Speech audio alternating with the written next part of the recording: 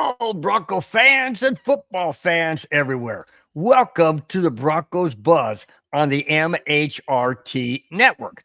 This is a show that is everything Broncos and brought to the emotion, passion, honesty, and of course, Kona spends downing a beer right before the show starts. We bring this show to you guys every single week, 8765, wherever you may be, across the pond in England. We've had them there. In Canada, wherever you may be, you can catch us live on YouTube, wherever you are. Spence, before we get into it, how was your week, my friend? Well, it was the best of times. It was the even better of times. I had a birthday yesterday, but I got the best birthday present ever. My kids went back to school. Yes! Hey, I hope they're not watching right now because I can go, Dad. I actually just heard one of them yelling, Dad. That's there you go. But no, happy birthday, my friend. Happy birthday. What'd you do for your birthday? Did your honey take care of you? Well, I'm not going down that road. I'm just saying. Let's not get Badungus in here. Start like, no. Let's don't. You want to know something? She got me a massage, great deep tissue massage, took me to lunch, and then we dealt with kids the entire day. So had a nice, quiet day. Got a few great gifts from my daughter. A little scrubber for my hair, and of course, you got to have the cold therapy. I wouldn't know what that is. I wouldn't know what that scrubber. The icy hot for all the aching muscles and. Wow, is she trying to tell you that you're? Is she trying to tell you that you're getting old? I am old. Wow. No, you're not. No, you're not, dude. No, you're 10 years younger than me, man. And then the best present, we had to match your background, so got my little background here: Broncos, Kona Spence, football, friends, and beer. So thank you, honey, for that wonderful birthday present. Nice. Go Broncos. Nice. That's awesome, dude. That is totally cool, man. Totally cool. How was your week? My week was good. Last Sunday, the son, daughter-in-law, grandkids came over to celebrate my wife Susie's birthday. I'm not gonna tell her age; she'll kill me. But anyways, yeah, 21. You're right. And so they came over. They grilled some chicken and whatnot. But the really cool part about this whole thing is that we got to have the grandkids and the whole time together. And they really pampered her. Got her a nice cake, and it was really good. I mean, my daughter-in-law, man, she does it up good. She grilled the chicken. She did an awesome salad. We had shrimp kebabs. Oh, so good, dude. It was so good. Oh yeah. It was amazing. She's really cool. She's really she's the best daughter-in-law I could ever have. I don't even call her a daughter-in-law. I call her my daughter because she's just so amazing. I've noticed, what's crazy? I've noticed since she's 15 and she's married to my son. My son's 43. I believe. Oh, she's gonna kill me. I know she's younger. I think she's 42 or 41. No, I mean 21. 21. I'm sorry. 21-ish. Son, if you're watching, I meant 21. Anyways, it was great time. And then just relaxed on Monday and Tuesday and back to the golf course and last day tomorrow. So not last day forever, but last day for the week. So it's cool. All right. Let's go to the chat. David Yonkin says, my head hurts trying to figure out the running back situation, but I think Sean put a couple of puzzle pieces together this past offseason. Oh, yeah. Hello, Bronco Maniacs. That's right. We're going to get into that first topic. Before we do, David Yonkin says, out to you, Spence. Go ahead and read it.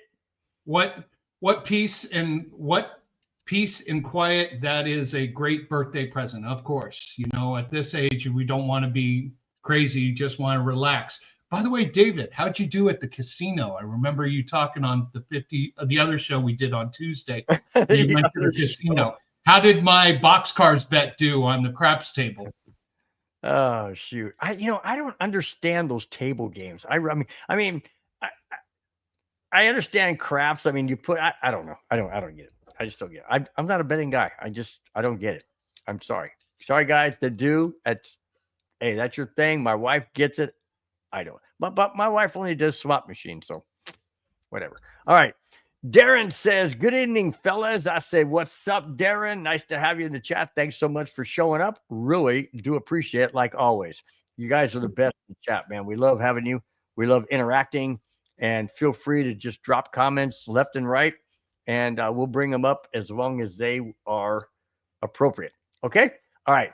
Now, first topic. David Yonkin brought it up, and rightfully so. It's the first topic. Broncos depth chart. Okay. Now, I don't really think the Broncos are going to keep 6 running backs, but after preseason 1, and we'll get into the recap of that game, after preseason 1 against 49ers, here is the unofficial depth chart going into the regular season.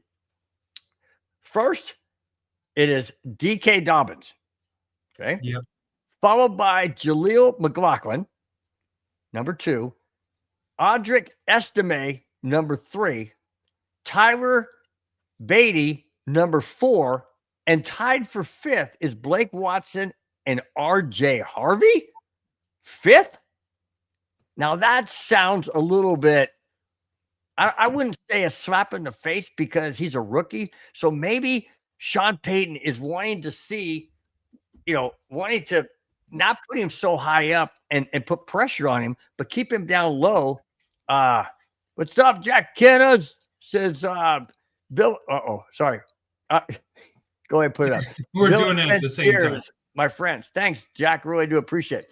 I'm not saying, or I'm not thinking and feeling that Sean Payton is keeping RJ Harvey on the bottom to diminish his skills or say, hey, I don't think you're all that good. I think it's because he doesn't want to put pressure on him to put him, 3rd or 2nd. Then he's got to really perform. And if he doesn't, that's gonna deter him. What do you think, Spence? I think this is just a play on numbers right now. And for those who care about being ranked 1, 2, 3, or 4, or who have to make the ball team, we really know that the two players that are 1 and 2 are Dobbins and Harvey. That's pretty much established. It's what happens after that, which is the message you try to send to the rest of the team. Who is that order on the depth chart when it comes to the next game? Or are we trying to really promote someone maybe who's number 2 or number 3, so that other teams might be say like, well, they're 2 or 3. Are they bait trade or something, trade bait or something like that? I don't look into it right now because this is all of the pregame of the dress rehearsal. Once it comes to game 3, not this weekend, but next weekend, that's when I care. Okay, what's the depth chart look like? Okay, well, David Yonkin brought up a good point. He said, Sean said the only reason he puts out a depth chart is because it's the league policy. That's what he heard. Okay. It is. Okay, that's fine. But my question to you is this: let's say the Broncos, how many running backs do you think the Broncos are going to carry this season? Not counting practice squad, just counting, the 53. I think 4. 4? Okay, who's gone? Watson, Estime, Beatty, McLaughlin. I mean, there's a host of guys there that are on the bubble. I know. I think Estime has got other issues that are going to prevent him from making the team. I mean, I love his heart. I love his will. I don't think he's 100%. I hate to say it. I think the odd man out might be Mike Madungus's favorite player, Bidet. Beatty. Beatty. I call him Beatty. Yeah. So those two have been on the bubble for quite some time, even last year. Even last year, they were on the bubble, and we were not thrilled with their participation. So this is why the running back position was upgraded or deemed to need to be upgraded for the upcoming season. So I think we can all agree who 1 and 2 is, 2 and 1 reverse. We could probably all agree who is potentially going to be a backup. It's that 4th position and what 2 are out that's going to probably be up for a big debate. So basically what you're saying is if Estime and Beatty are gone, you're keeping Blake Watson? I liked how he looked in the game. I did like how he did. I think Blake Watson right now is on the bubble at 4. Okay, so in your line of order right now, you would say DK Dobbins, RJ Harvey, Jaleel McLaughlin, and Blake Watson. Yeah, even though McLaughlin did not look good against San Francisco, I still see the potential for him, so I'm going to keep him at 3 for now. Okay. This next game, there is going to be the showtime for Bidet, Bodie, McLaughlin, and Estime. And out of that is going to essentially be who's going to be number 3 and number 4. All right. I'll give you that. Now, who gets the majority? And I know we're jumping ahead, but who do you think gets the majority of the carries in week 2, the only home game the Broncos have in the preseason tomorrow against the Arizona Cardinals in Denver?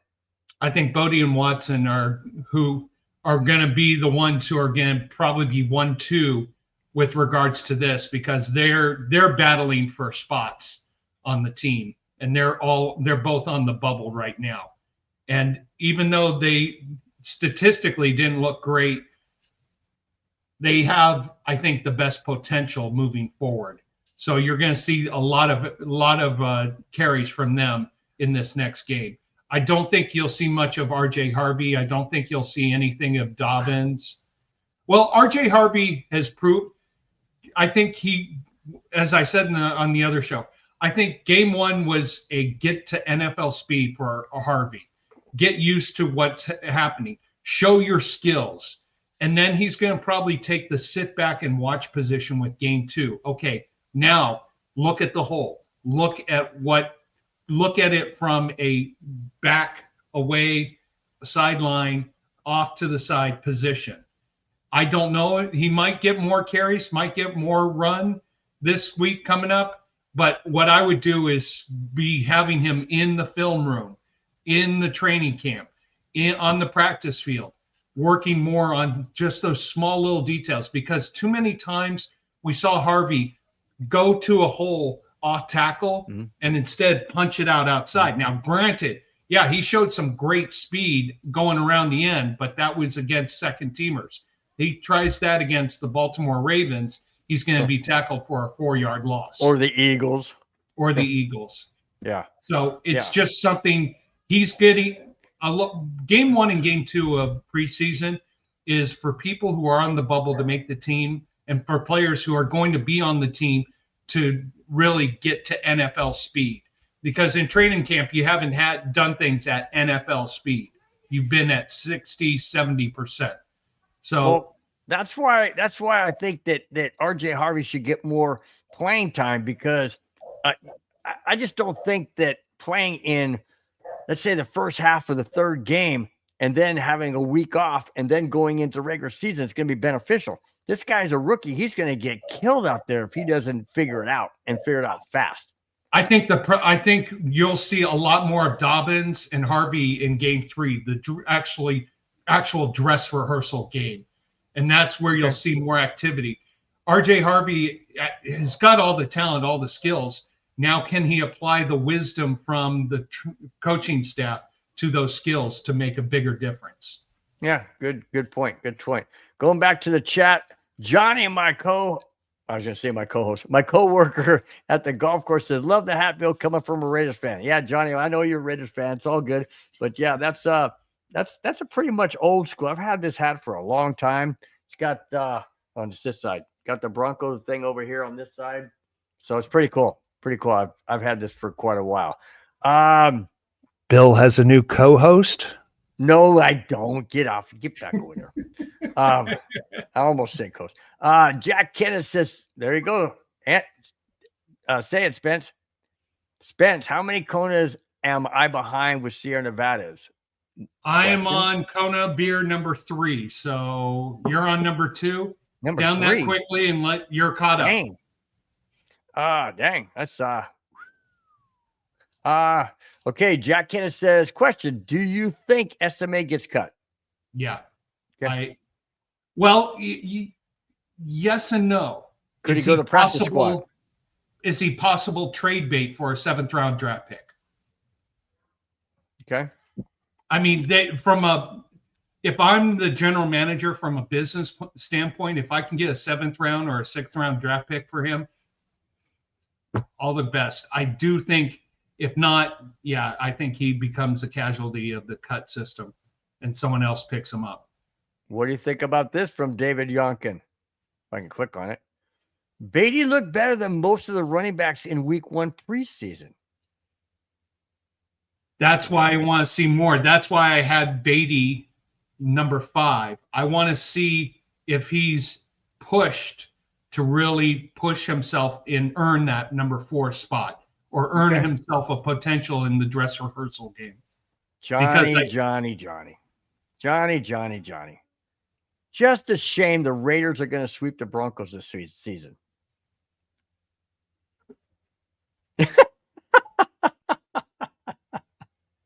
Jack, is that you? Is that you? Let's see. The name would sound cool in Beatty as it looks versus Bidet or Bidet, how it is actually pronounced. I know, but I can't say Bidet. It just doesn't sound right for a guy. I don't know. I mean, I know. I got Madungus. You know, so. It's just I don't know. It just, who wants water? Never mind. No. Okay. No. All right. Yeah. Next. Okay. David Yonkin says, in week 3 preseason game, do you guys, me and us, think the starters play more like a half a game or no? I say they play at least a half. And if there is a competition brewing for a position like tight end, like offensive line, like defensive line, then the starters might play a little bit more. Typically, in the final dress rehearsal game, the last preseason game, the starters play 1 full half, and then any of the second teamers and people battling for spots on the team play that second half. That's typical. Oh, man. And Spence, it's okay. Don't worry about it. The Jim and 819, I still can't get used to Spence because I'm used to just Bill. It's okay, dude. It's okay. All right. Yeah, hey, there's plenty of videos. You can go back to last year on YouTube and years before, all the way back to, I think, don't go back to the very beginning. If you guys go back to the very beginning, you are never going to watch this show again. I was pathetic. Oh my gosh. No, you were just earning your spots. Come on now. A 15-minute show that was, no. You know what? You know what? I might even delete it, and I'm not delete it. I might delete it off my YouTube channel. By the way, YouTube channel is Broncos Buzz. Only because it was horrible. I'll keep it forever. I mean, I'll switch it over and I'll save it on an external drive. But that was bad. Hey, I'm there with you. I used to do video spots for a horse racing channel where I gave him my best Australia horse racing pick. And I had a little more hair back then, but yeah. Yeah. Hey, just go back to when you were on the what was that thing? What was that show called again? Classic Concentration. Yeah, there you go. Oh, Go back there. It's somewhere on YouTube. Yeah, it is. Jack Ken says, I like Johnny. Well, of course you do. You're Raider Jack and he's Raider Johnny, pretty much. So yeah, you guys are okay. You guys are both okay. Laugh now, cry later, fellas. Raiders are coming. Ooh. You want to know something? I watched that Raiders preseason game. There is I would say this. You guys have a better bond right now of the players than I've seen in the past few years. So I think the Raiders might surprise some people. Don't know if they have all the weapons to compete with the Broncos, with the Chiefs. I think the Chargers might be going. Well, just put it this way. Whenever Geno Smith walks on the field and looks up in the stands and he waves, he'll probably wave with just one finger, if you get my drift. Yes. Yeah. I mean, I know that was Seattle, and I know that was hey, Johnny, I did that just for you, buddy. Yeah. But yeah, I mean, come on. Grow up. But it's okay. I mean, I get it. You know, he's a little bit miffed and irritated and ticked off and stuff, but I don't know. To me, just have a little bit more class, but you know, okay. David, I don't see the Raiders either. You know, I'm blind. Where are they? David, there they are. There David they Young, are. David Youngkin also says, I'm glad that we're not talking about a quarterback battle this season. Oh. No kidding. No. Oh, my gosh. We went through, what, 8 years of that after Peyton Manning? Good Well, God. I mean, that was tough. Just That was tough. bad evaluation of quarterback talent. Yep. And Absolutely. and I give all the credit to Sean Payton. He had narrowed down who his two selections to. Right. And basically one went number 2 and the other one was being dissed in Bo Nix by the rest of the league, which was perfect because I think in all honesty, we got the smartest of last year's quarterback class. Oh, yeah. Absolutely. Absolutely. All right. Going into the second topic. This one is tough. This one is tough for a couple of reasons. I'm going to read to you what was put out by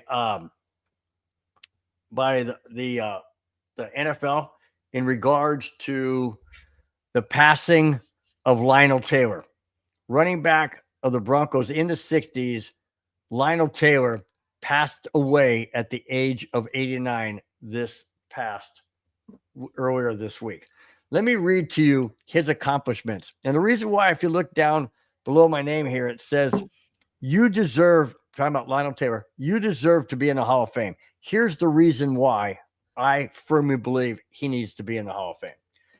The Broncos had won their first 2 games in their inaugural American Football League season in 1960, when Lionel Taylor, recently cut by the Chicago Bears, stayed in New Jersey's hotel until they, the Broncos, arrived for their 3rd game against the New York Titans then at the Polo Grounds.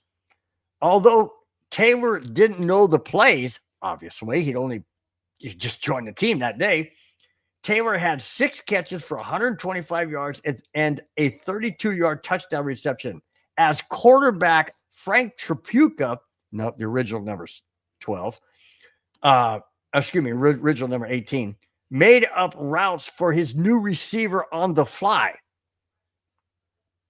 Wait a minute.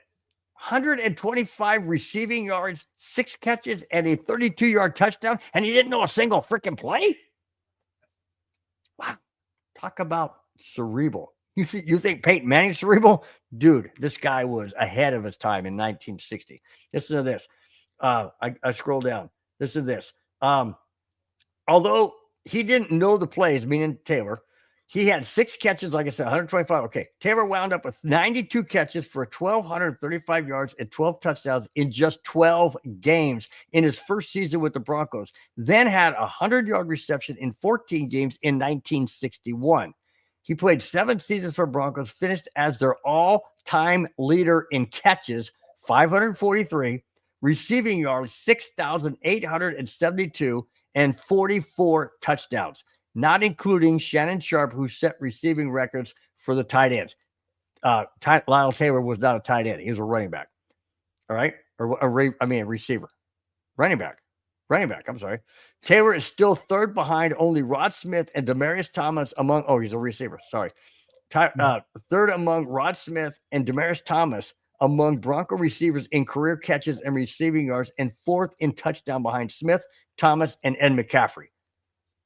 You've got to be kidding me. This guy is not in the freaking Hall of Fame with credentials like that? Hang on. Let me go back to that. Taylor is still 3rd. Still. This was written 3 days ago, guys, when he passed away. He's still 3rd behind Rod Smith and Demaryius Thomas among Bronco receivers in career catches and career receiving yards. Oh, my gosh. How in heaven's name is he not in the Hall of Fame? Spence, explain that to me. 2 reasons. One, the NFL doesn't realize that pro football does exist west of the Mississippi River.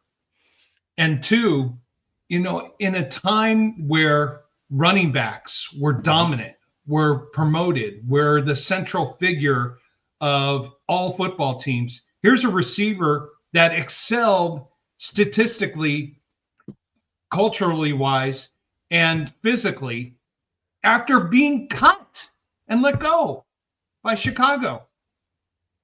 I mean, for him to do what he did in 7 years and not be in the Hall of Fame, I see both sides, because the Hall of Fame typically wants to see someone who's had 10 years in the league.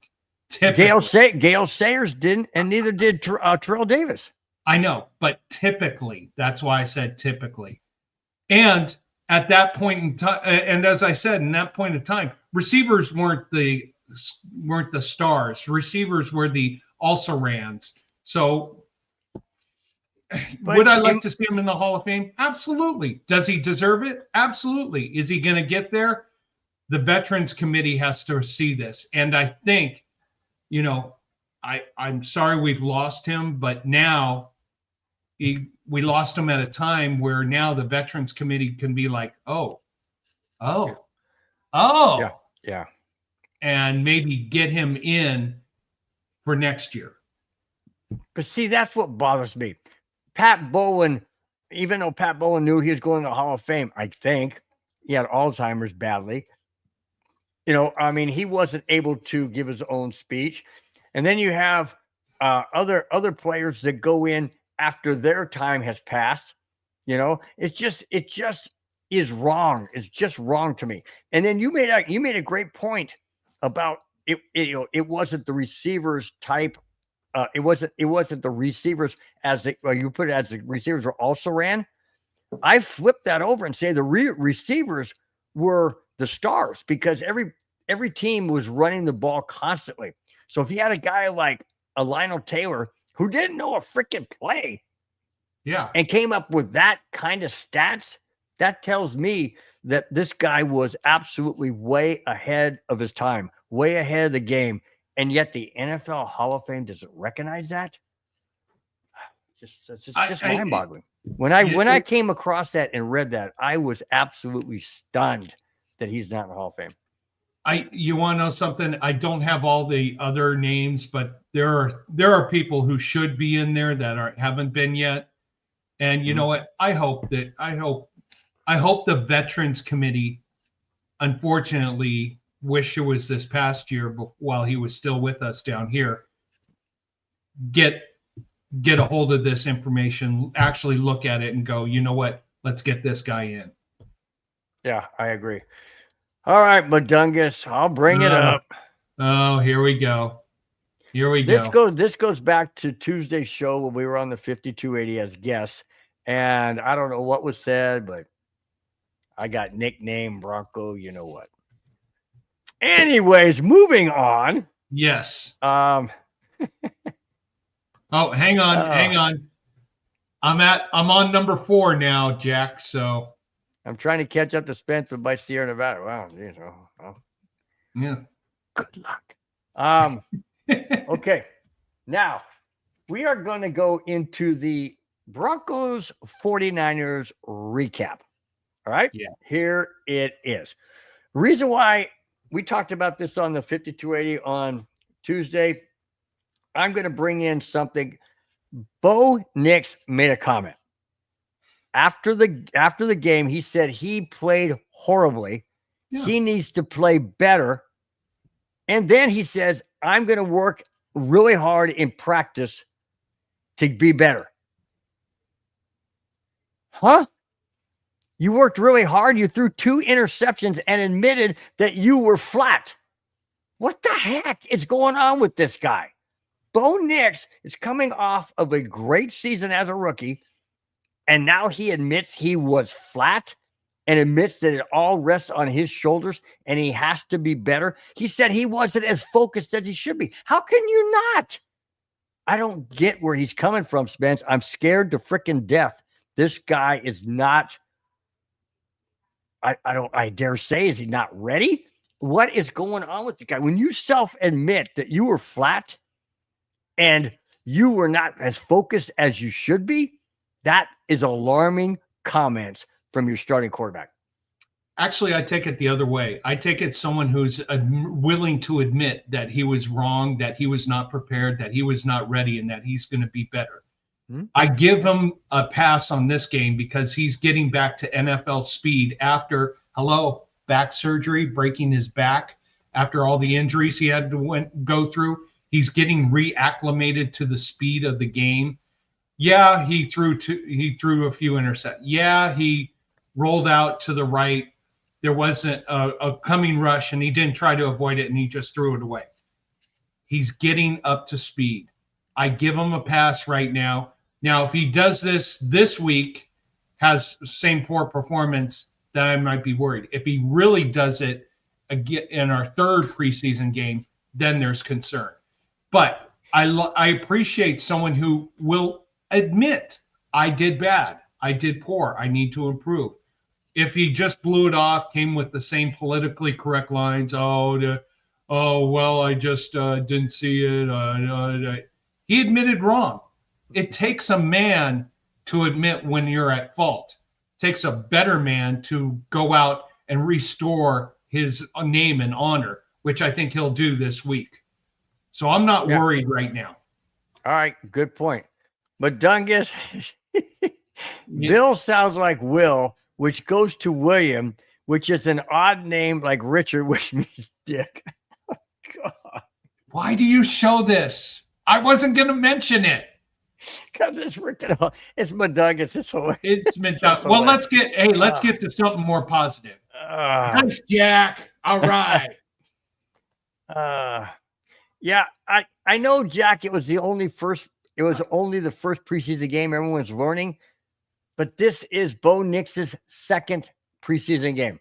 And yes, the 49ers threw the kitchen sink at him that they normally don't do in the second season, not second preseason. But anyways, 49ers threw the kitchen sink at him, and the Broncos realistically weren't prepared for that. They didn't think that was going to happen. But you have to prepare for the what if. And like Spence said, that he wasn't prepared. He self-admitted, I was not focused. I was not ready. There you go. Yeah, and you know what? That's fine. And here's the best thing. It's going to motivate him and push him to be better. And then he's going to now put it on the rest of the team. Nick's had his best day of camp today, but we also learned that no starters will play on Saturday. Wow. That's a bummer. Not surprised. I'm not surprised. You know what that means? That usually means Stidham's going to start. Oh, yeah. Would you like to comment about what you wanted to see for the starters? I'm just saying, Stidham played great. Let's just see how he does against the number ones, or with the number ones. Well, not the number one, but maybe against Cardinals number ones. I'm just curious. He's a great backup, but I'm just saying, if a quarterback falters, all I'm saying is if. Just saying if. I'm not saying I want him to be the overall starter. That's not what I'm saying, my dungus. What I am saying is the if. That's why you have backups. You have backups because they're good enough. They're not playing the starters either. Okay, well then he'll probably play great because they won't have their starters either. And you know what? Hey, we want Stidham to play well. He is going to be the backup. There may be a time where Knicks get hurt or Knicks is having a bad day, and you want to go to that bullpen. You need, in this day and age, I like a baseball reference. That was good. In this day and age, you need to have that security blanket as a backup. It's an insurance policy. It's an investment in the team's security for the duration of the season since something happened. Injuries are more prevalent in this day and age compared to the 80s and 90s and back then. So you need that valuable insurance commodity, especially at a position like quarterback, just in case. I did not say shit ham. You just did. Well, now, but Jack I meant, got you. yeah, okay, whatever. Yeah, he got you. Yeah, whatever. Jack 1, Bill 0. Well, that does it for today's show, guys. Thanks for coming. Thanks for showing up. Man, I've been called Bronco Dick, and now I've been saying shit. It's all out of love for you, Bill. Yeah. They all love okay. you. Uh-huh. It's brotherly love from the Raiders and Broncos. It's all brotherly love. And Uncle Spencer's here to make sure everybody plays fair Uncle Spencer, and drinks I like enough that. beer. I like that. You should put that up there. Uncle Spencer. No, okay. We are going to jump into 2 Jackass of the week. And coming off what was mentioned about I forgot what we were mentioning. But anyways, we're going to do the first Jackass of the week. This guy, no. It's not Russell Wilson, but it is a former Raider that just does not seem to really care and just keeps doing the same thing. So here we go. Jackass number 1 of the week. You suck, you jackass. This guy has not returned to the United States nearly 2 months after a Miami warrant was issued charging him with attempted murder. Who else? Antonio Brown.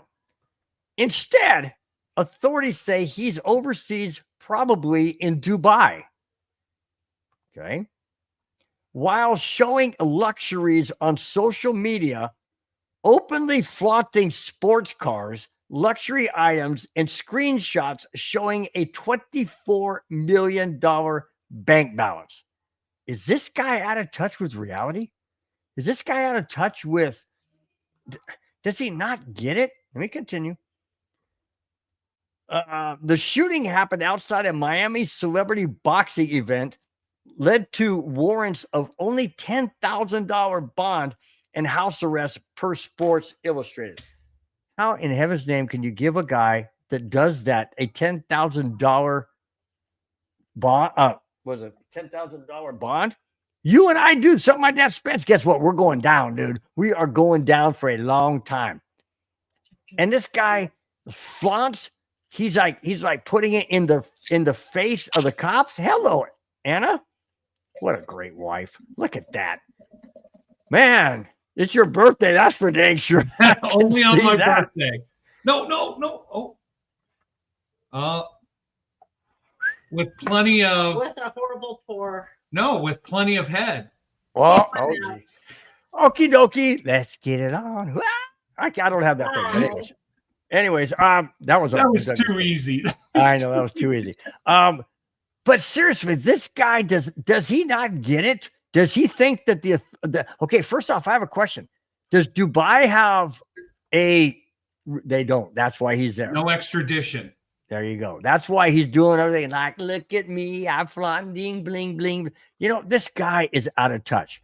And I talked to Madungus about this earlier in the week. He thinks that he's got major CTE. No, what I think he's got major D. That's what he's got. This dude is out of control. This dude has lost his mind. He thinks he's the gift to anything he wants to do. What do you do with a guy like this, Spence? How do you think the NFL is going to treat him? Well, we already know how the NFL is going to treat him. How do you think the authorities are going to treat him? Do you think that they ever get a hold of this guy? Oh, absolutely. He's going to slip up. He's going to make a mistake. You want to know? He basically, this is near the summit of the level of arrogance that someone thinks I'm invincible. Now he's allegedly charged with murder, and he's allegedly the man that they're trying to find. He's right now in Dubai in United Arab Emirates, technically not on the run, but he's just, you want to know what's going to happen? He's going to run out of money. What happens next? Start Yeah. stealing, probably. Or you want to know what might happen one day? He's going to fall in love with some girl who's going to lure him outside of the protective zone, and then that will be that. I mean, I just don't get the audacity of these people. I mean, he's just, I mean, to me, I even kind of, I looked at that and I thought, is he really a jackass of the week or a jackass of the century? I mean, the guy's just pathetic. He's the arrogant ass of the century. There you go. Maybe that's what we I mean, elevate jackass to the arrogant ass. Yeah. By the way, anybody who's playing Del Mar Race 6, I am unfortunately on the favorite. That's why I haven't promoted it. So go with the 3-horse here in Race 6. But honestly, this is what I speak about so many times. Everybody in the chat has their own story. I was on top of the world, and then this happened. Because when you're on top of the world, you think you can do, and act in any way possible, and nothing's ever going to happen to you. All right? Yeah. It's going to happen. And there's going to come a day, and I know the police and law enforcement is very patient. There's going to come a day where Antonio Brown's going to make a mistake, and he's going to pay dearly for everything he has done. And you know what? Law enforcement's patience. They'll get him. They always get their man. Yeah, that's true. It may take years. But you're right. You know, they're criminals are not the smartest people in the world. You know, I mean, we could just go back and do a whole show on that, but we're not going to. Yeah, I just, you know what? He's going to make a mistake sooner than later, and then he's going to be in jumpsuit back here in the U.S., and then it's going to be, oh, it's me. Oh, I'm innocent. No, I did. If you're so innocent, why are you running to a country that doesn't have extradition laws with the United States? Yep. Answer that question. Yeah, and then sit there and flaunt everything that you have now that you may not have later. You know what I'm saying? Yeah, it's just pathetic. Hang on. I'm an old dude to 54. Jack, you're young compared to us guys here. You're not an old dude. You're not much older, Spence. I'm 57, but he's still young. Yeah, well, I'm 67, so there we go. I got 10 years on you, bud. All right, the second jackass of the week. And the reason why I saved this for second, even though Antonio Brown's is pretty bad, you know, bailing out of the United States and flaunting everything. This one's worse, in my opinion, because this involves animals. And I cannot stand people who have the mentality to take care of animals, and especially dogs, who love people to death. And all they want to do is be loved. And then you treat them like this. Yeah, you need to be hung upside down on a big tree branch and presented as the human piñata. And I do not mince words. I do not regret saying that, because that is how I feel. You treat animals like this, you should be hung upside down and treated like a piñata. Here we go. LaShawn Johnson. Guys might not remember him. I don't either, but listen to this. Former running back LaShawn Johnson faces up to 5 years. That's it? 5 years in prison for a large-scale dog fighting in Oklahoma. Johnson, 54, was convicted of 6 felony counts of possessing dogs for use in animal fighting. Johnson played 5 seasons in the NFL with the Packers, Cardinals, and the Giants. What an absolute pathetic human being, that you're going to take dogs who all they want to do is love you and show you love and be treated with love, and you turn them into fighting animals for what? Your pleasure, your gain, your monetary value. What? Oh my gosh, I can't do this anymore, Spence. I can't do it. You want to know something? I'm a dog lover. I've shown my dogs here on the air to do that for joy, for personal human joy and happiness and financial gain, to watch dogs suffer and maim each other. You know what? Snip him. That's all I gotta say. Absolutely. We're done with that topic. I cannot. Yeah, I don't right want now. to go any further and give any can't. credence to this. I can't either. We're done. Goodbye. By the way, Jack, Wolverine over Batman anytime, any day. All right, let's back out of the double jackass of the week. You suck, you jackass. I almost didn't bring that one in, to be honest with you. I almost did. Yeah. Did he learn nothing from? No, he did not learn anything. No, and you want to know something? There's got to be tougher penalties for dogfighting rings. 5 years? That's it? 5? 5 years is nothing for, you know what? Animal cruelty. I would do 5 years in castration. That's a better penalty. Absolutely. Like I said, I almost didn't bring that one in, but because I love dogs so much, and I cried when my wife and I both cried when I held my amazing Abby Dachshund in my arms when they put her to sleep. I held her in my arms, said she just laid there. If I keep talking, I'm gonna cry again. She was an amazing dog, but when I see or hear something like that, I can't watch videos. When they show those things on TV, I can't do it. Anyways, all right. Next topic. Okay. All right. This one could have been the third jackass of the week, but here we go. The NFLPA has a new director. Why? Well, the NFLPA has elected a new director to replace Lloyd Howe, who resigned last month due to a scandal that rocked the union. Yeah. The union has elected David White.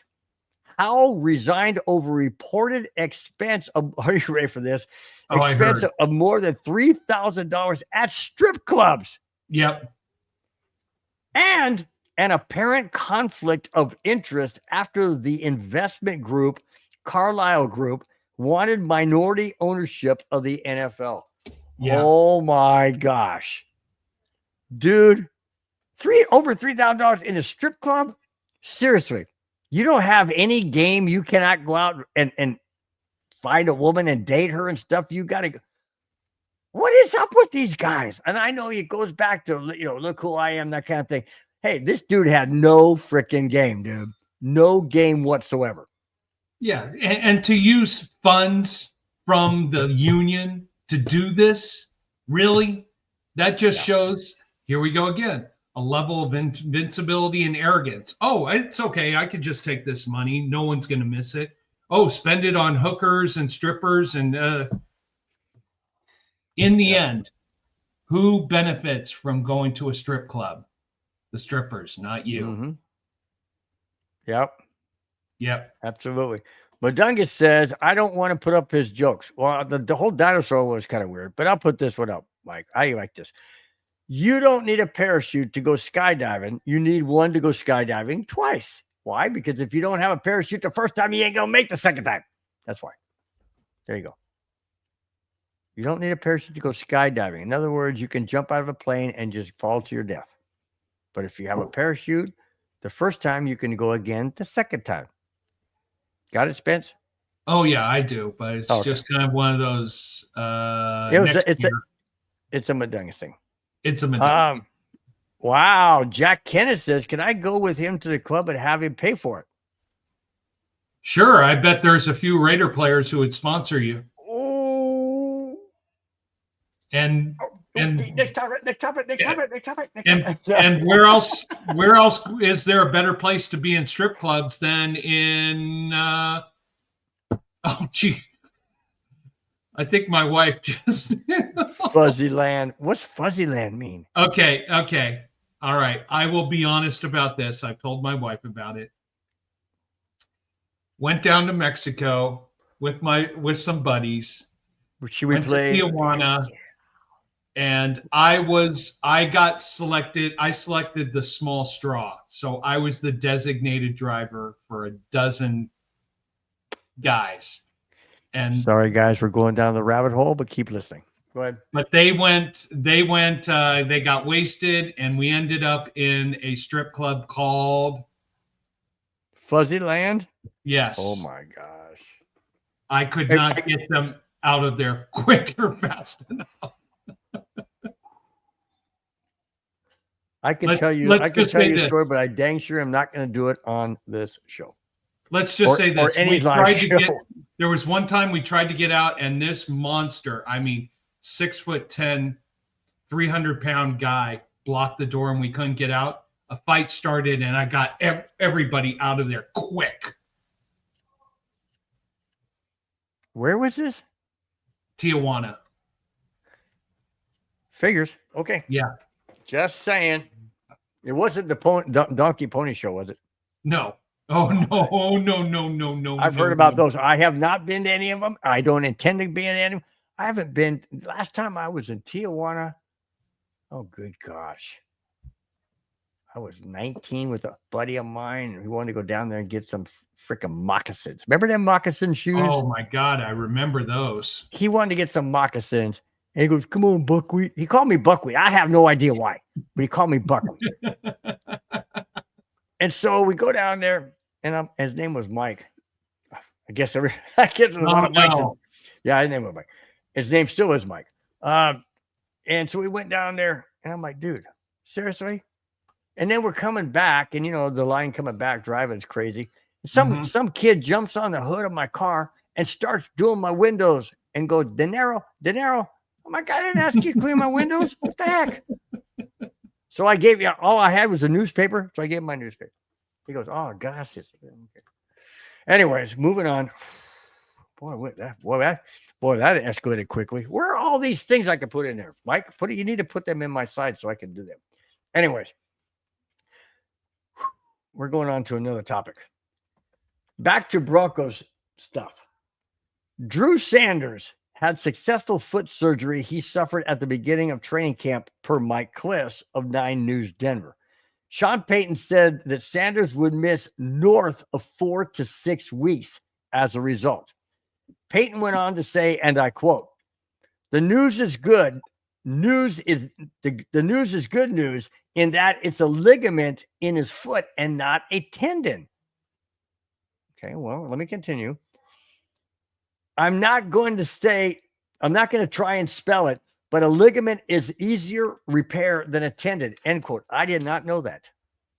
I did not know that a ligament is an easier repair than a tendon. Now, I tore my tendon in my right elbow. That's why I had to retire early. And the top surgeon here in Southern California looked at the MRI and said, I'm not touching it. And I'm like, why? Now I understand. A tendon. Yeah. He explained to me, he said, if I do, right now you have 85% mobility. He said, if I work on it, I can only guarantee 50% at best. So now I know why. I did not know that a ligament, or excuse me, that a tendon is harder to repair than a ligament. Yeah, no, a ligament is, I guess the best way to describe it, a ligament is more of soft tissue, where a tendon is hard tissue. Let's look at it this way. If you snap your Achilles tendon, it is tough for a non-athlete to come back from an injury like that and get that former stability, that former aggressiveness, that former athleticism back. I will tell you this, I've never done anything. I have a good friend who did snap his Achilles tendon, and he used to play a lot of beach volleyball with me. He doesn't play anymore. This is a guy, I'll just say his name's Tim, just ran into him for the first time in 11 years. He snapped his Achilles tendon going up for a volleyball spike and has never been the same since then. Is that what that makes sense? Because if a person tears an ACL, that's a ligament. So it's a ligament. You can come back. So it's like this. You're at 100%. Some of the percentages. I would say this: you do damage to a tendon, you go from 100% athleticism to 50. You tear or do damage to a ligament, you probably go from 100 to 90. Yeah. Okay. Yeah. Makes sense. Clayton Haran is in the house. Says, hey, guys. I say, hey, what is up, Clayton? He says, been so busy with work and home and coaching. Wow, cool, man. You got a full plate, man. What do you coach? That's what That's what Jack Kennedy asked. Clayton, what do you coach? There you go. Clayton says, Bill, one word, my guy, which is what? One word? What's the one word? Soccer. That might be the one word. Oh, football. Football. Yeah, that really that surprised me when they said 4 to 6 weeks, and I'm thinking, but that's a 10. I mean, that's a ligament. He's coming back and forth, and I thought it was the opposite. His son's team he coaches, the Brewers. Yeah, Brewers. No, the Milwaukee Brewers are beating the crap out of my Cubs. We'll be lucky, dude. We're gonna be lucky we make the wild card at this point. God, hey, at least the Brewers have won. Rockies. The Brewers have won 12. You know, just going baseball real quick. Yeah, this is an MLB record. The Brewers, if I'm not mistaken, it's one of two things. The Brewers are either the first team ever or the first team in a very long time to have not 1, 2, or 3, but 4 times this year where they've won 10 straight or more. They've won 10 straight twice. They won 11 straight one time, and now they're on a 12-game win streak. This team is insane. I don't know where they came from because they have a new manager.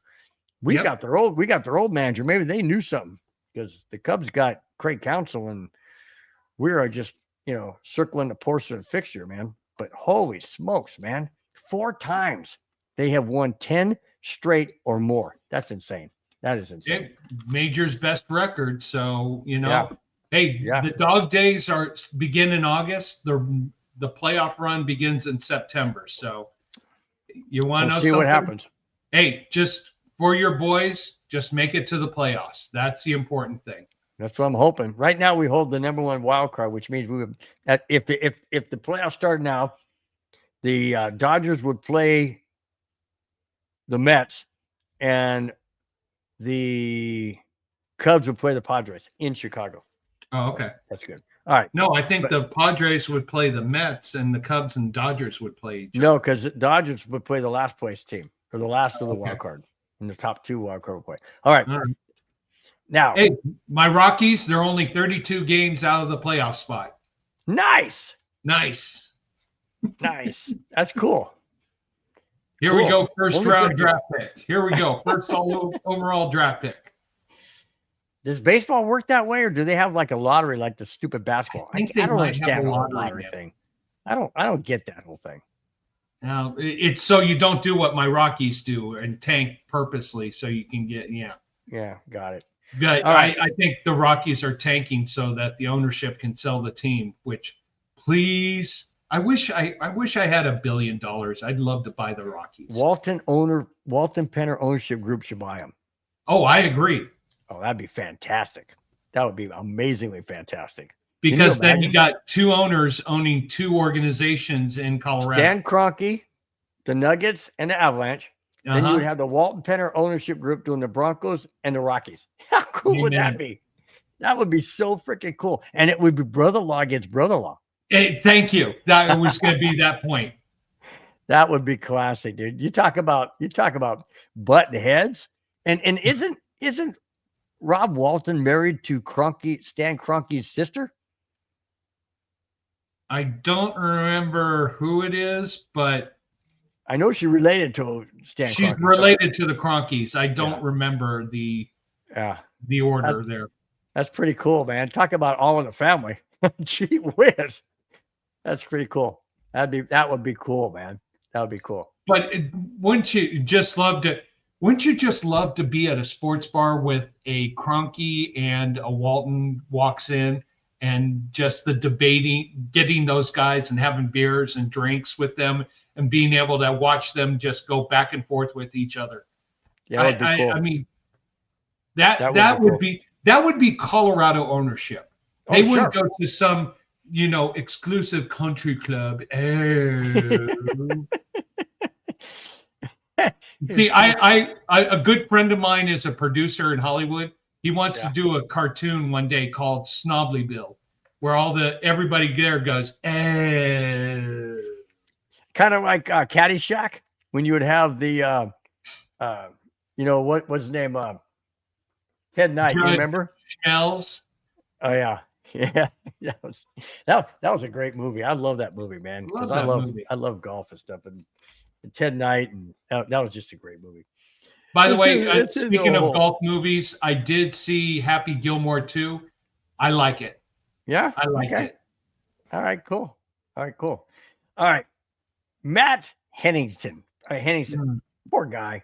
Denver Broncos have cut defensive end Matt Henningsen after he suffered a torn Achilles tendon. There you go. That sidelined him for the season. However, the Broncos have signed defensive back Gregory Jr. to replace Henningsen. Jr. has played in only 10 games in the NFL. Oh, boy. He has recorded 17 tackles, 2 tackles for loss, and a pass defended in the 2022-2023 season. He's only played 10 games. How is this an upgrade, or is it even an upgrade? Is it just an insurance policy? Insurance policy. I mean, if I remember right, Henningsen got cut, but then he got signed back because no one claimed him, so he's on injured reserve right now. Right. This is the business acumen aspect where someone gets hurt, they're out for the season. Their contract situation is they're on a 1-year contract or it's the last year of the contract. So the team can cut him and then bring him back so that the team doesn't have to pay the full amount, but they keep the player associated with the organization and he gets all the medical benefits and everything like that. So it's one of those. Why are you calling me right now? Jeez. If it was my dad, if you want to talk to me, just FaceTime me. We'll get you on the show. But it's one of my friends. No, you're not getting on the show. Oh, snap. Well, I guess he's not a friend no more. It's a friend, but I'm family first. Oh, I agree. So it's one of those business situations that you want to make sure both the organization is protected and the player is protected. And there's a cold solution where you just cut him, let him go, and he's got to go take care of everything. This is a way where he's not making this full salary guaranteed, but he's still taking care of the organization. So, right. That's good. Well, yeah, I heard that he did get signed back or brought back, I should say. And I don't know if he's going to be on. I know he's on injury reserve, but when he comes back, I don't know if he's going to be on the practice squad or if they're going to elevate him back to the 53 and put Junior in a practice squad or release him. I have no idea. But at least there's some insurance there. But that only 10 games in the NFL kind of bothers me, kind of scares me. Like, does he really have that kind of experience? I mean, yeah, 17 tackles and 2 tackles for loss and a deflected pass. Okay. 10 games. Okay. So what happened? You won? Oh. No, Jack Kenna is cracking beer number 4. Honey brought me beer number 5. You're still behind, Jack. Okie dokie. Hey, this is why we call this Broncos Buzz. Moving on. Has double meaning, that's for sure. All right. The team I can't stand the most. The LA other team besides the Rams are reuniting with former teammate Keenan Allen on a 1-year deal. The team announced this past week. No terms of the contract were revealed. Why would they bring back Keenan Allen? First and foremost, why did they release him in the first place if they didn't think he was that good? And then why bring him back? Are they that hard up for wide receivers? Seriously? On a 1-year deal? I mean, it just seems to me like you cut the guy, or not cut him, but basically cut him, sent him to Chicago. Chicago, he didn't do much over on the Bears, and now they bring him back on a 1-year deal after they let him go. Doesn't make sense to me. It kind of makes culture, community bonding sense. Yeah, Keenan Allen is injury prone. Mhm. If he honestly, he'll play 4 amazing games, then he'll get hurt, and then he'll be done for the season. Or he'll play 3 amazing games, get hurt, he's walking wounded the rest. But the Chargers probably need some type of stability in their receiving core. This could be like the situation we had talked about regarding a potential Bronco who I still wanted to come here but went to Washington. Von Miller. I know. Yeah, but see, that would be different because, in my opinion, if they brought back Von Miller, they'd bring him back, like you mentioned, to be a mentor to the guys that we got now. You see what I'm saying? I mean, he may not play all that much, but Keenan Allen, in my opinion, they brought him back to be the receiver, whereas Von Miller wouldn't be the main guy. Does that make sense? It makes sense, but Keenan Allen is got this bonding relationship with Justin Herbert. So it's something that could be useful, and maybe there's a way that he can communicate his knowledge to the young receiving core for the Chargers. Does this hurt the Broncos when we play them? Okay. No. Broncos still sweep the Chargers in 2 games this year. Ooh. No, Go ahead. No, I had thought they would lose to the Chargers. I watched that first game of the Chargers that they played last week. There was, they did what they did, but they just looked out of sync. But they won, though.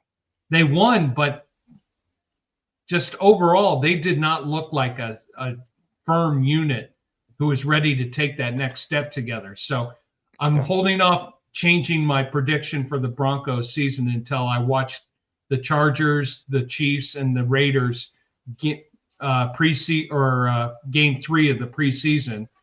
But I'm starting to lean away from the Chargers. Oh, sorry about that. Yeah. Read that. I thought it was a smart move on Keenan Allen with Herbert. Yeah. Because Justin Herbert and Keenan Allen were basically on the same page until Keenan Allen got hurt. And every time Keenan Allen got hurt, what happened to the Chargers? That's why I'm saying. So this is going to elevate them, and it could hurt the Broncos, the Raiders. I don't care about the Chiefs. Well, Jack Kennan's in here, so I'll say I care about it, which is true, because I mean, think about it. If they're on the same page, doesn't that hurt us? I mean, sure. Who are they going to? Okay, no matter where Keenan Allen lines up against the Broncos, he's going to get shut down by PS2, and now he's going to get shut down by Barton. Correct? Allegedly. I just think you want to know something. Keenan Allen, everybody here knows he's injury prone.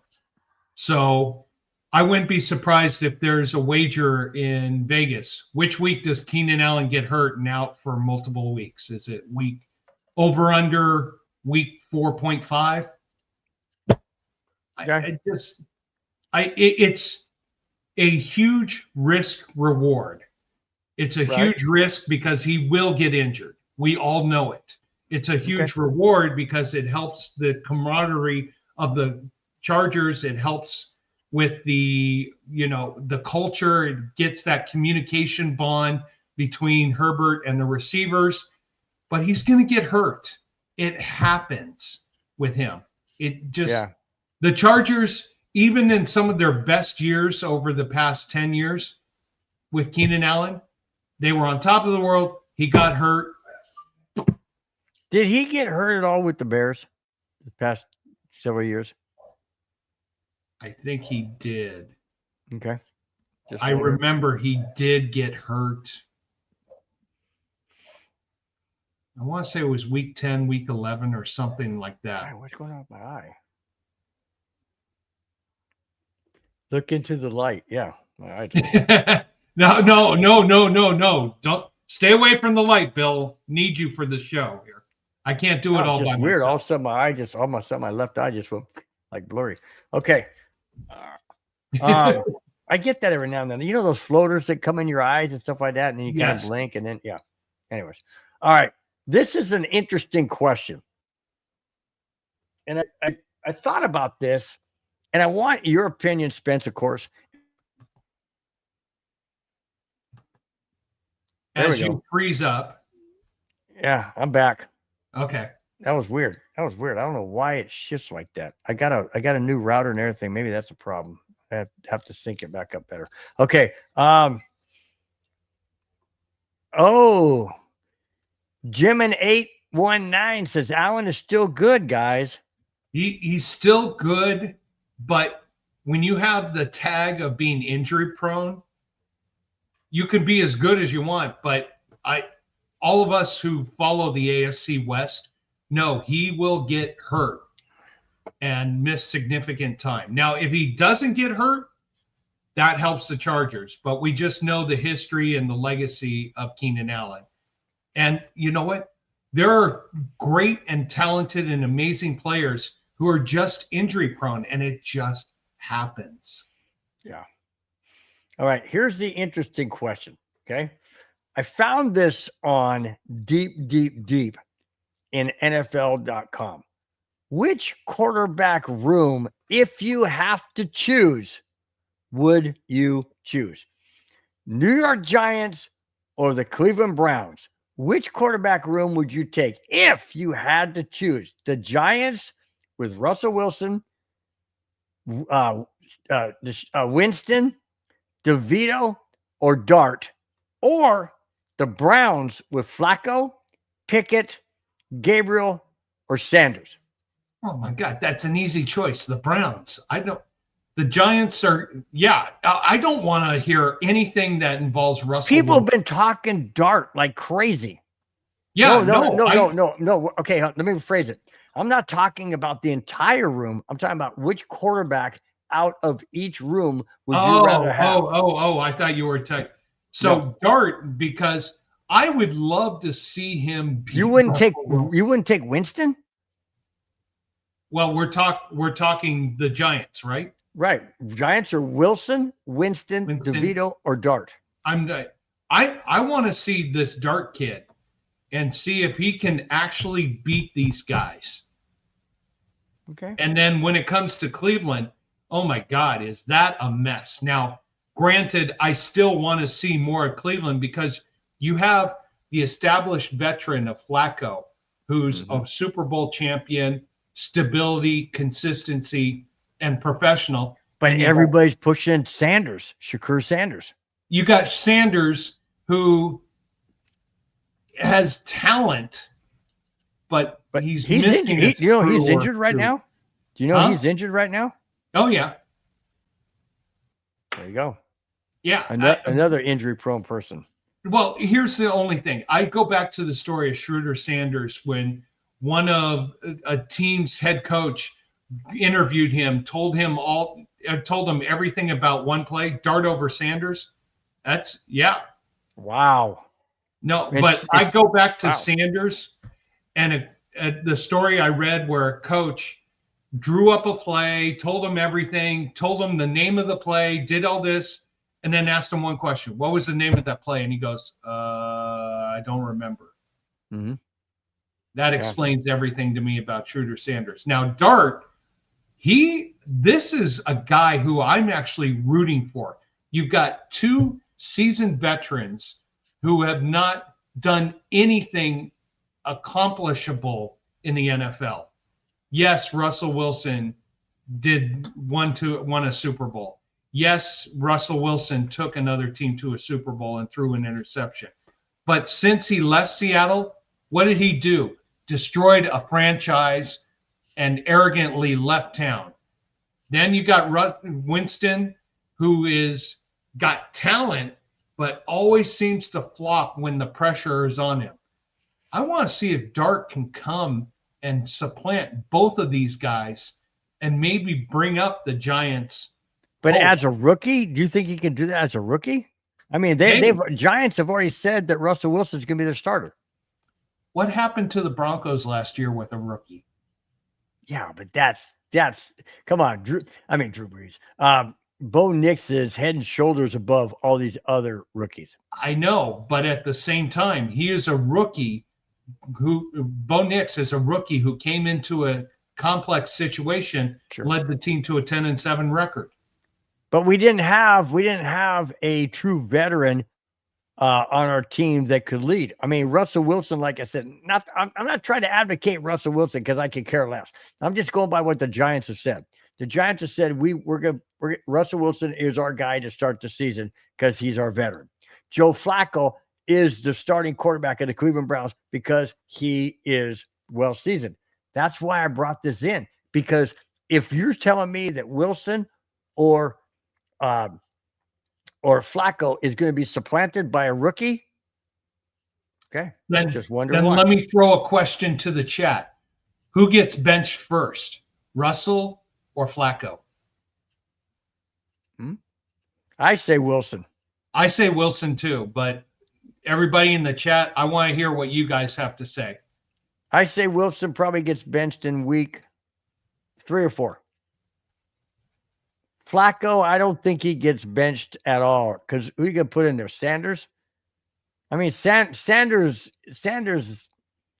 I mean, I don't know. The guy, he reminds me a lot of a Michael Vick, where all he wants to do is just run the ball whenever he can. Yeah, you know, and he's going to get killed. And look at Michael Vick. He got hammered. Look, every running or every quarterback that wants to run primarily doesn't have a long career. I mean, there's a reason for that, because you got big guys on the other side that are trying to knock the ball out of your hands and knock your head off. Yeah, Sanders is going to learn a painful lesson. When you want to be the man, doesn't mean that you go running for 20, 30, 50 yards trying to dash and beat everybody, because what's going to happen? I have this picture of a running quarterback who tried to make a move on someone, tried to hurdle him. Someone hit him, tore his ACL, and that was it. That was his career. This is what the NFL is. And it's more of pocket passing, run safely and responsibly. I hate to say this guy's name, but Mahomes has learned. I was just going to say, first year. I was just going to say, do you remember Patrick Mahomes wanted to run the ball all the time? And once he took a hard shot, he's like, oh, dang, I ain't doing this anymore. He learned. He learned, because when you were in college, you were fast, you were speedy, but that was college speed, not NFL speed. And that's NFL amazing. Speed. That's amazing that the NFL can be so much faster. Yeah, these NFL speed, these linebackers are bigger, stronger, faster, and so are the cornerbacks and safeties. Yeah, and all you have to do is go back to number 27, Steve Atwater. Oh, when he hit Christian Okoye, who was much bigger and much stronger, but Atwater had the leverage, and he had the hit, and he hit him up high in the shoulders and knocked Okoye back. That was the first and only time Christian Okoye ever went backwards. I have to Mahomes' credit, he's tough and ain't afraid to run. He's not afraid to run Jim and 819. I get it. But at times, as a quarterback, if you are the most important player on the field on the offensive side, you cannot afford to run, because your career could be ended like right now. All you have to do now, he wasn't running at the time, I don't believe, but I believe it was who was it? Of the Giants quarterback. No, when Terry Bradshaw. Was it Terry Bradshaw that has the leg snapped in half? No, it wasn't Terry Bradshaw. Who has the leg? Joe Theismann. Joe Theismann has the leg snapped in half by Lawrence Taylor. Lawrence Taylor. He wasn't trying to run, but that's what I'm saying. All it takes is one hit, Jimin. That's all it takes. Jimin 819. That's all it takes is one hit. And when you're running, you're putting yourself as a running back. Because remember, the NFL rule changed years ago that when a quarterback runs and he passes the line of scrimmage, he's now a running back. Yeah. And they can hit him as hard as they want. It's not smart, man. It's not smart. Remember the John Elway Super Bowl? Remember the John Elway Super Bowl where he did that, when they did that whirly bird? Yeah. Yeah. They tried to knock that ball loose. They tried to knock him out of the game. Didn't work. That's Hey. why it's dangerous to run. And I have to give Mahomes credit because he's learned to be a savvy and smart runner. Mhm. He knows his limitations. He knows that he doesn't want to put himself at risk, which puts the team at risk.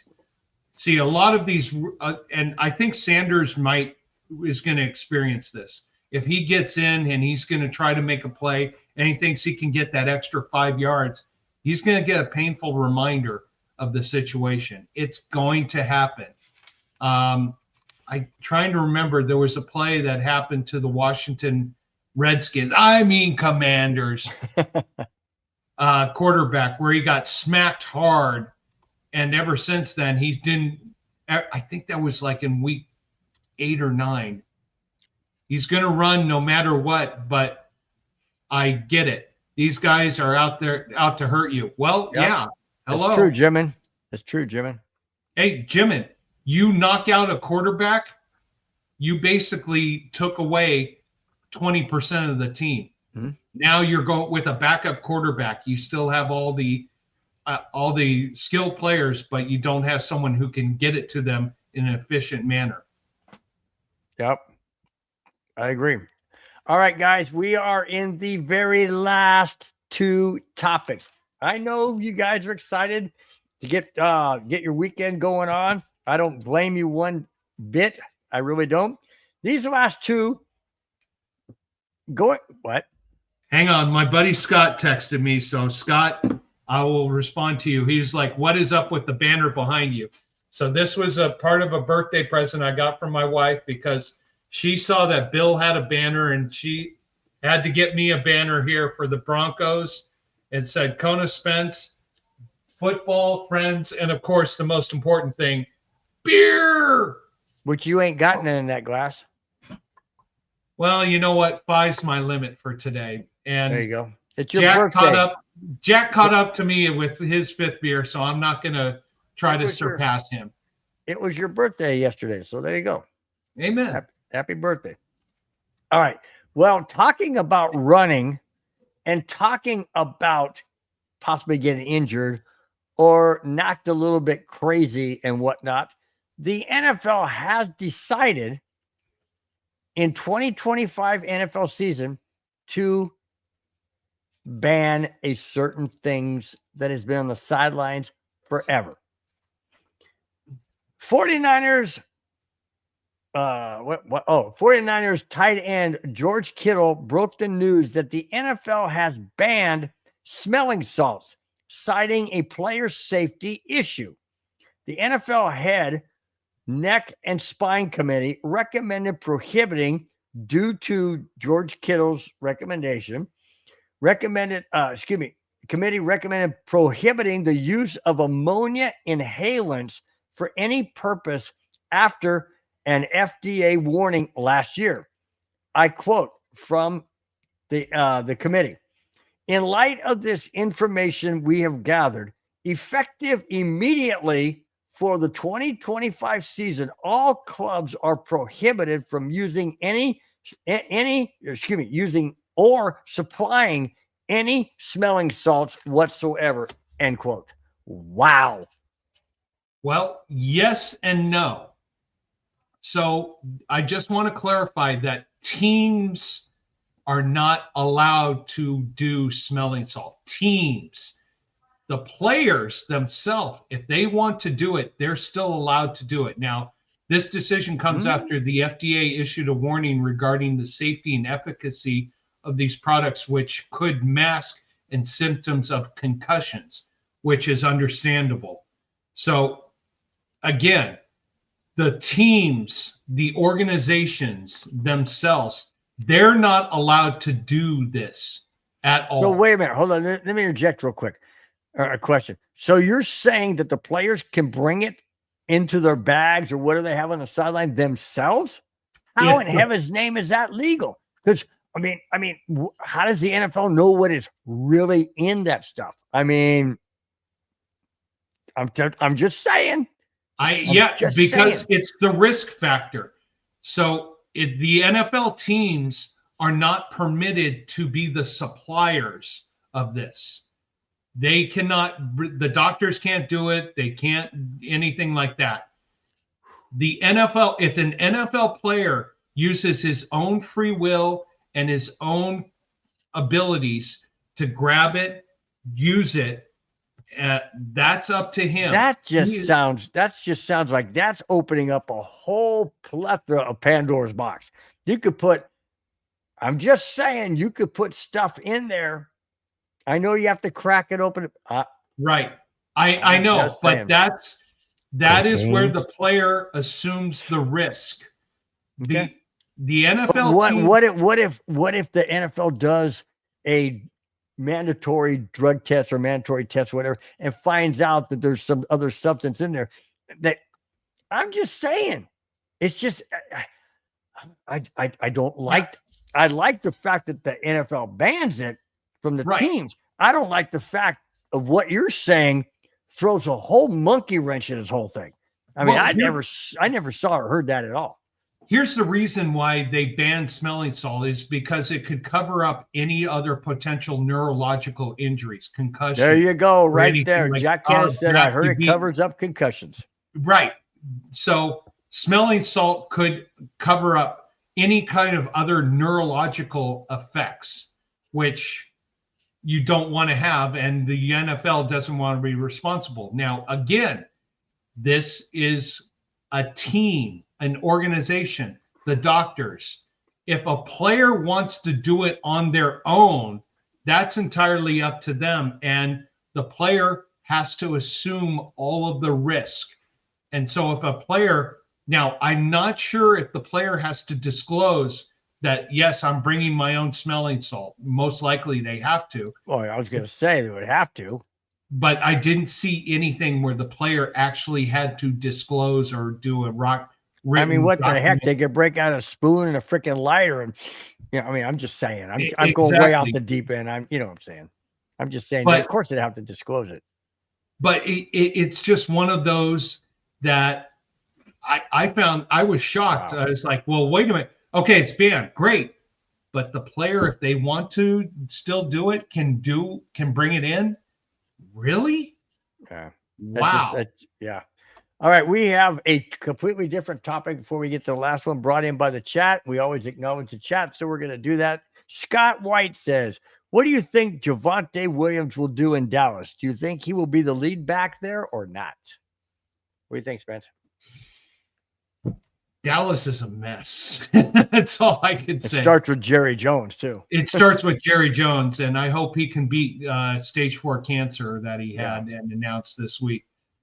I just think Dallas is a mess right now. And after this season, if they don't make the playoffs, I think that team gets gutted from top to bottom. Wow. Gutted. And you're talking about the quarterback, too. You're talking about what's his face? Oh, God. Who's a quarterback there? That's how much we like Dallas. We need smelling salt. No kidding, man. Dak Prescott. Oh yeah, Dak Prescott. Yeah. Yeah, I mean, golly. I mean, Dallas has to go through that division with Philadelphia and Washington. They're not going to beat those guys. And thanks, Scott. Thanks, Scott. I just, and Dallas's defense. I mean, great topic. They're big. Well, who else do they have as a running back? My question. I mean, exactly. So you're going to have to put in Javonte Williams, because who else? You know, I mean, they don't have. I have no idea what they have. I really don't. Nor do I care. But hey, for the topics. Yeah, and also I mean, you've got I forget the player who it is who's battling Jerry Jones for a contract right now. Oh yeah, that's on the defensive side. God, my head's.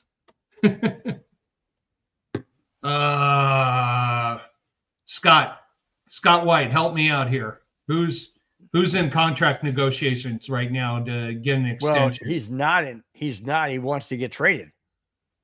No, it's a ploy. It's a ploy. We brought that. I brought that up on 2 weeks ago. I didn't do the show last week. It was my wife's birthday. So yeah, it's it's negotiating ploy, yeah. and it affects Benito in some ways and shape and form. Oh, sure it does.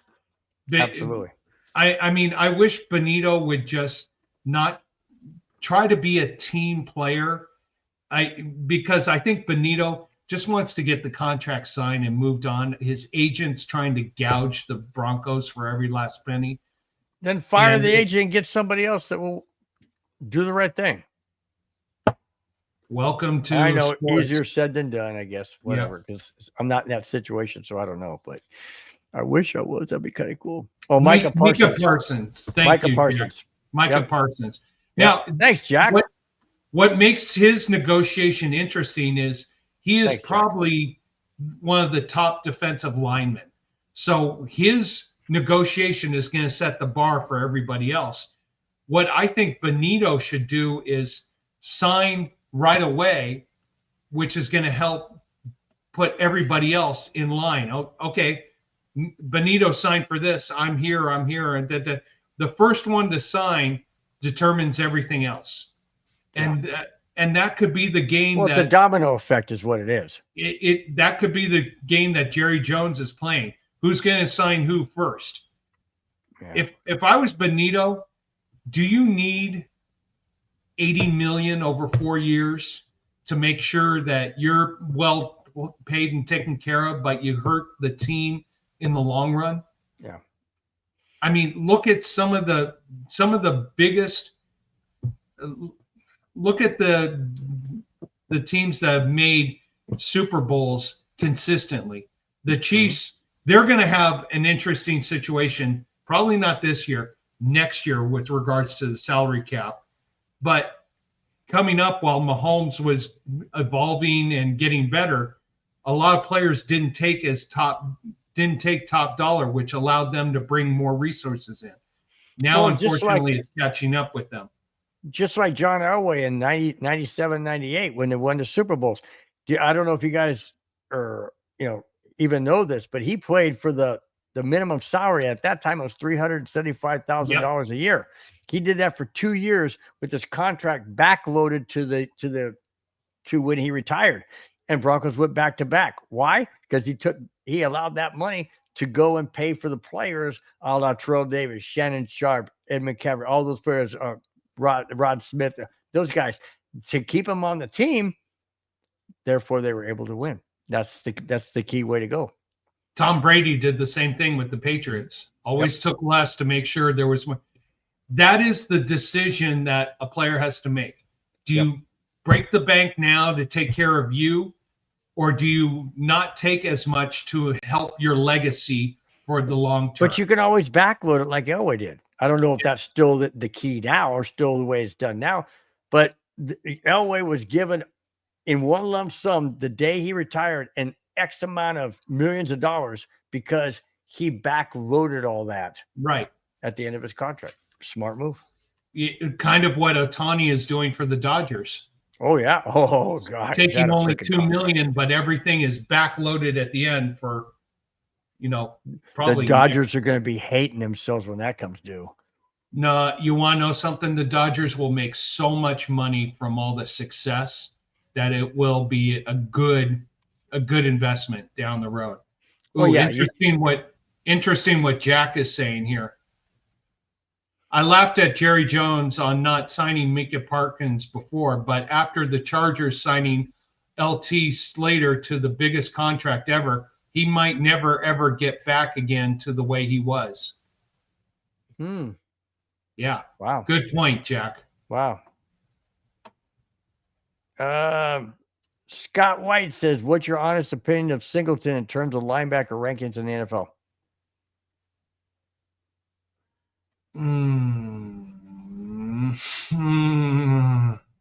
Singleton, I love the guy. I really love the guy. But as far as NFL ranking, you're talking 31. You're talking about 31 other teams. I'm torn. I'm torn also. I don't know. I'll tell you what. I'll put it to you this way, Scott. I'll put it to you this way. I'm glad Singleton's on our team. I wouldn't want him on any other team. I think he's valuable on our team because of the people that are around him and the coaching staff that we have. As far as ranking, I can't go that way because there's so many different other linebackers that are great. But as far as the Broncos, yeah, I do not want him gone. I was bummed when he was injured. I'm glad he's back. The players around him, his coaching staff, I think he's going to be a great asset to the Broncos this year. As far as ranking, I don't know. I don't have an answer to that. Sorry. I'll put it to you this way. I'm not going to say an actual number. Athletic wise, if you have to look at him in a silo, probably not top 20 or 30. Culturally, for what he does for the team and how he contributes, top 10. Okay. So it's one of those, if you have to compare him singularly to other individuals on other teams, he's not as good. If you compare him to what binds the team together in the chemistry, top 10. All right, real quick, going down this before we get to the last topic. We're ready. We're pushing an hour and 40 minutes. Paul Schaefer, welcome to the chat. Nice to have you in there, Paul. Nice to see you. Says we aren't going to have a fullback week 1. Burton has a hammy, and Adkins is on IR or some version of it. Ooh, that's not good. That's not good. Jack Kenneth says, so glad the Raiders got Max at 36 mil back then. Parsons deal approximately 42 mil per. Wow. Yeah. That's a steal. Then if you got Max at 36, that's a huge steal. Excuse me. Paul Schaefer says he puts Singleton at top 32 at least, top 40, possibly outside. Jack Kenneth says Singleton is a badass. Yeah, I love Singleton. I really do. I really do. But if I was comparing him to all the other linebackers, of other teams, I mean, there's a whole lot of other guys that are really good. So that's why it was tough for me. But I will go with you and say top 32, top 40. Paul Schaefer says, I want Singleton's cast shaped as a Happy Gilmore style hand. Oh my gosh. Okay. All right. Let's go to, hang on, where are we? Scott White says Benito, Allen, Cooper, all great on the line. Absolutely. Absolutely. No doubt about that. Oh yeah. I'll take that all day long. And their chemistry, I think, is bar none. No doubt. Comparable in the NFL. All right. The very last topic for tonight's show. You guys have been fantastic in the chat with all your comments and your interaction. Love it. Keep it coming. Here is the last topic for this night's show. I want to get you guys' opinion in the chat. I want to get your opinion too, Spence. Here we go. The NFL has made another change to the kickoff rule. Well, no kidding. They make changes every 10 minutes. If a kickoff goes into the end zone, the ball will be placed at the 35-yard line instead of the 30 from past seasons. The NFL believes that the change will make teams more likely to kick the ball into the landing zone, leading to more returns and potentially more exciting plays. Hold on. Hold the phone, as my dad used to say. Hold the phone. Isn't the NFL trying to not have serious injuries from kickoff returns? So now they want the ball to go into the kicking zone so that the players will return it so that there can be massive impact of players? I think the one thing that they were trying with the new kickoff rules, the one thing they were trying to do was the full speed head-on collisions that caused a lot. But you're still going to get that. I mean, even though they can't go until the ball's received. I get it. But they're still coming full speed. No, yes and no. I mean, you think they could get up to full speed of going only 10 yards?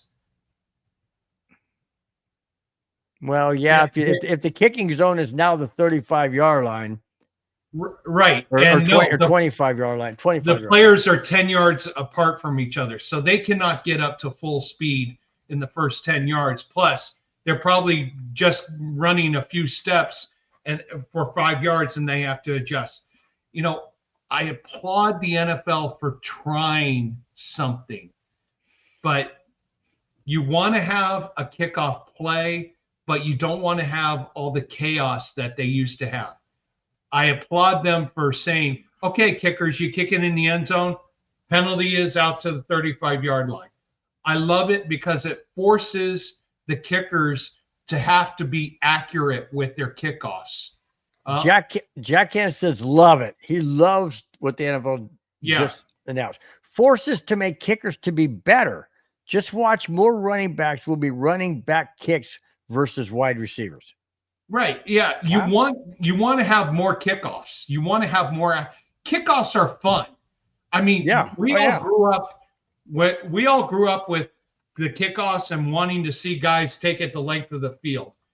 Of course, as many times as we saw kickoffs being returned for touchdowns, how many times did we see players who were like second, third stringers get injured and their career was done virtually because the players started at the 30-yard line, got a 40-yard sprint, and then all of a sudden there's that collision.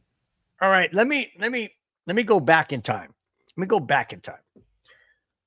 For those of you who are old enough to remember this, Terrell Davis was on the bubble in Tokyo, Japan, against the 49ers in a preseason game, and he was on the bubble of being removed for the Broncos, cut by the Broncos. And Mike Shanahan went to him and said, hey, TD, I need you on kickoff return. I need you to make a play. Go out there and make a play. He blew up the kick returner. Why? Because he had that much speed to hit him and basically knock him into New York from Toronto. Seriously, he hit him that hard. And everybody on the team, Mark Schwartz looked over at Shanahan and goes, that guy's a baller. That guy's a baller. You're not going to see that with guys on the bubble in this situation. And that is alarming because there could be some great players out there who are not going to have that chance. Yeah, but then the NFL puts their situation at risk. What happens if that player, if Terrell Davis made a great hit, the crowd but the guy who got hit is permanently disabled? Well, he wasn't. No, but what if? It's the risk reward factor where the kind of like Jack Tatum on Singletary for the Saints in a preseason. You want to be able. The NFL is trying everything they can to make this as safe as possible, reducing the long-term risk. And I understand. I applaud the NFL for trying something new. I applaud the NFL for trying to protect the players. I applaud the NFL for making this situation where, hey, you kick it in the end zone, 35-yard line. We want to see action. We want to see someone trying to return the kick, break through the line. It happened several times last year. They break through the line and take it the distance. We want to see action. And this is increasing the action aspect. I agree. The NFL has got to do it safely so it doesn't look like their product becomes, WWA. Whatever. No, I get it. All right, guys, we're going to go to the chat to end this thing real quick. Well, not real quick. We're going to end it. You guys got some great comments in there. Kona ran and got a big wave. Oh, there you go. No, Paul I didn't. They're empty. They're empty, Paul. Yep. Look at this. How about this one from Paul Schaefer? They pop in ads here. You guys are big time. Thank you so much. We try. We bring the best that we can. We appreciate you guys always supporting, always watching, always subscribing, being in the chat, doing what you guys do. Big E Bronco, what is up? Is in the chat. Hey, Says, it's what's been a up, while, everybody? Big Said, E. what is up? It's been a while, Big E. Been a while. Jack Kenneth says, totally forgot about it, meaning the hit from Terrell Davis on that.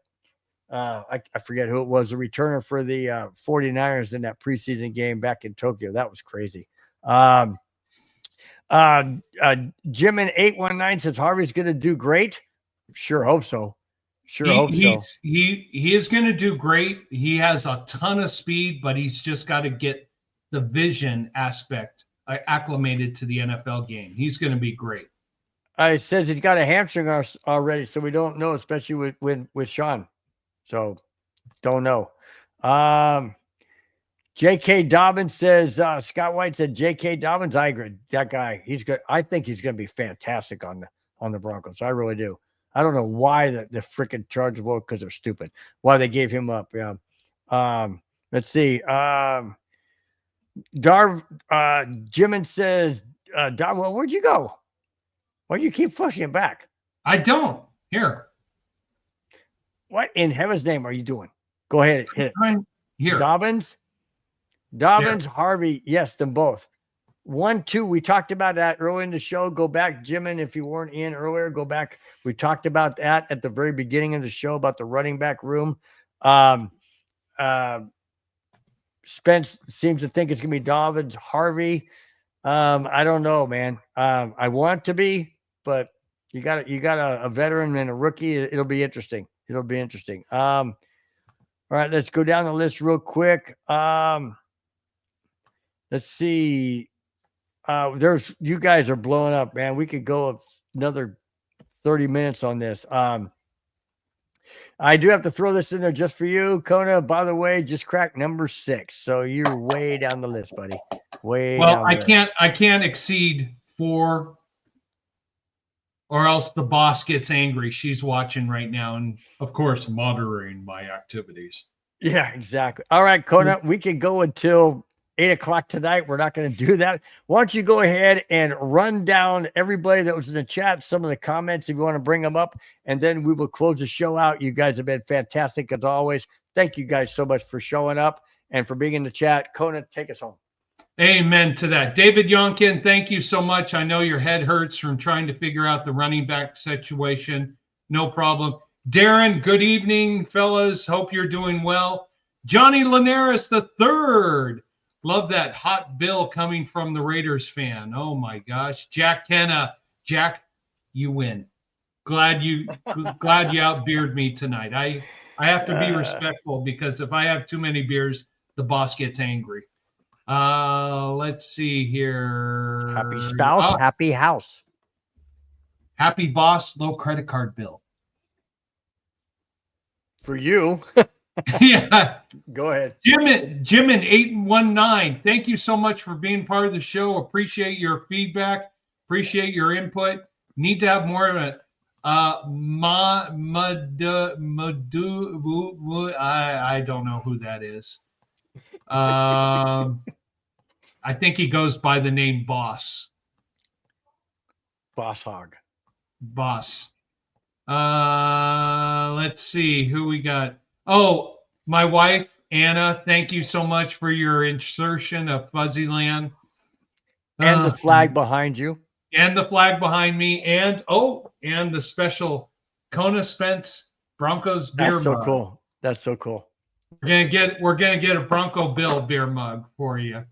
Clayton, thank you so much for being part of the show. Hey. Everybody smash that like button. We appreciate you guys for all your input and all your comments on this. And I think Scott White. Yeah, Scott White. Thank you Scott. Yes, it is Scott White. Thank you so much for being a part of the show. Appreciate it.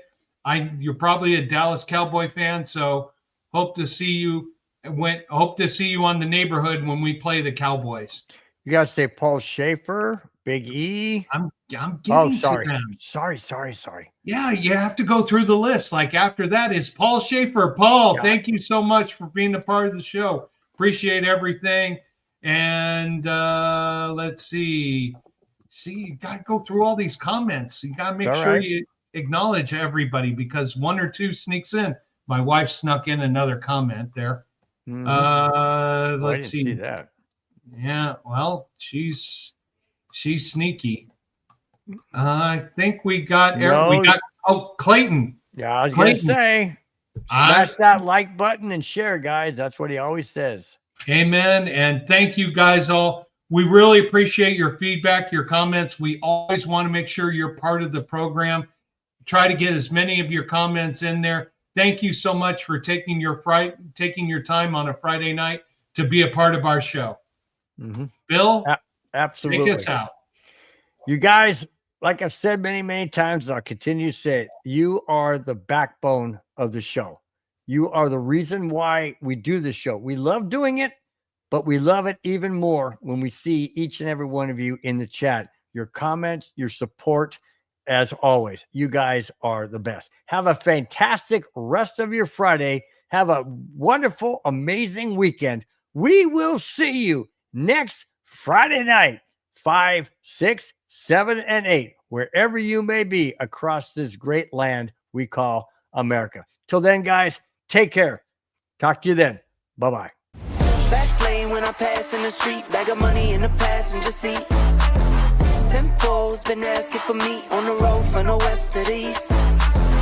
Way up, I might never come down, cause the coast racking up the flight miles.